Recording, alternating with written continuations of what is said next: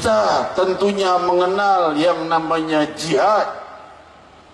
Namun kita harus tahu jihad itu seperti apa. Jangan bicara jihad kalau emosi itu setan, bukan jihad namanya. Hadirin hadirat, beda antara emosi dengan jihad. Kalau seandainya jihad, Rasul bilang jangan memukul wajah, jangan menyerang wanita dan anak-anak, jangan menyerang yang tidak bersenjata, jangan menyerang yang tidak menyerang. Nah, itu namanya jihad. Kalau kita tidak diserang, haram kita menyerang orang. Itu untuk yang di luar Islam, apalagi yang sesama muslimin. Rasul sallallahu alaihi wasallam itu adalah orang yang cinta kepada seluruh makhluknya Allah, kepada sesama manusia cinta, dan Rasul ingin umatnya mencintai manusia, dan belum sempurna iman seseorang sebelum dia mencintai manusia satu sama lain. Jika seseorang mencintai muslimin saja, tidak menyayangi orang-orang yang di luar Islam, maka belum sempurna imannya seperti Sayyidina Muhammad. Ya, tidak ada yang bisa imannya sama seperti Nabi Muhammad tentunya. Tapi paling tidak kita mengambil sebutir saja daripada mutiara-mutiara keindahan budi pekerti Nabi Muhammad. Dari rahasia kemuliaan Isra wal Mi'raj Nabi Muhammad sallallahu alaihi wasallam. Hadirin hadirat, siapa yang paling ingin orang non-muslim masuk Islam? Siapa? Tentunya Rasul sallallahu alaihi wasallam. Tetapi Rasul justru lemah lembut pada orang-orang yang non-muslim itu. Seorang Yahudi pemuda datang ke rumah Rasul, bilang mau tinggal di rumah Rasul. Kalau orang-orang zaman sekarang mungkin mau ngapain kamu non-muslim, najis, masuk ke rumah saya sana pergi. Enggak begitu akhlak budi Sayyidina Muhammad. Yahudi diterima oleh Rasul. Tinggal di rumah Nabi, makan sepiring dengan tangan Muhammad Rasulullah, jari-jarinya bersentuhan dengan jari-jari Nabi,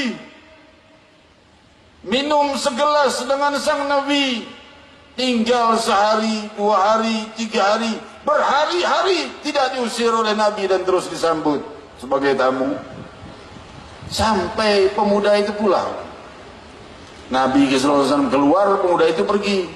Nabi pulang, pemuda sudah tidak ada. Kemana itu orang Yahudi? Nabi tidak berkata, kamu masuk ke rumahnya aku, kamu harus masuk Islam, aku ini Nabi pembawa Islam. Tidak berkata demikian. La ikraha fiddin. Tidak ada paksaan dalam agama. Maka hadirin hadirat, Rasul malah apa yang diperbuat, bukan bersyukur, syukur dah Yahudi udah keluar dari rumah gue, repot ngurusin Yahudi. Enggak, dikejar ke rumahnya. Barangkali ada salah di rumahnya, atau kurang jamuan, atau apa, datang ke rumahnya. Didatangi ternyata sakit dan sakaratul maut. Rasul baru berkata, la ilaha illallah, ucapkan. Anaknya melirik bapaknya, diizinkan apa tidak nih mengucapkan la ilaha illallah. Bapaknya Yahudi juga. Bapaknya tidak tega melihat budi pekerti Nabi yang begitu indah. Bapaknya berkata, ati Abul Qasim, taati Abul Qasim, taati. Bapaknya tidak masuk Islam, tapi ngelihat budi pekerti kepada anaknya dan jasa besar, anaknya udah tinggal di rumah Nabi, ya udah taati aja Abul Qasim. Maka ia mengucap la ilaha illallah Muhammad Rasulullah. Inilah akhlak Sayyidina Muhammad. Islam akan berkembang luas dengan kelembutan, bukan dengan kekerasan.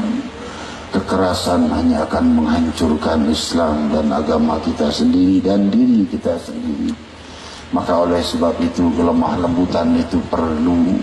Budi pekerti itu senjata terkuat untuk mencapai kemenangan dan keberhasilan di dalam dakwah kita.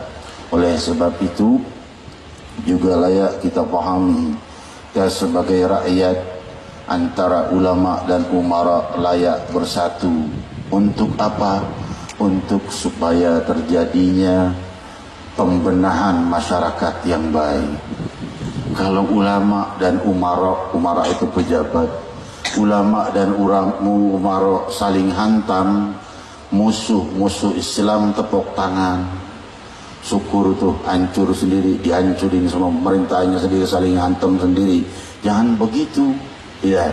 Kalau umara kita punya kesalahan, maka coba ajukan kepada gurumu kepada gurunya, sampai kepada guru-gurunya yang punya hubungan dengan orang-orang yang para pejabat itu, untuk menyampaikan bahwa hal ini salah dengan baik. Itulah akhlak Sayyidina Muhammad. Demi Allah, jika beliau hidup, itu yang akan beliau perbuat.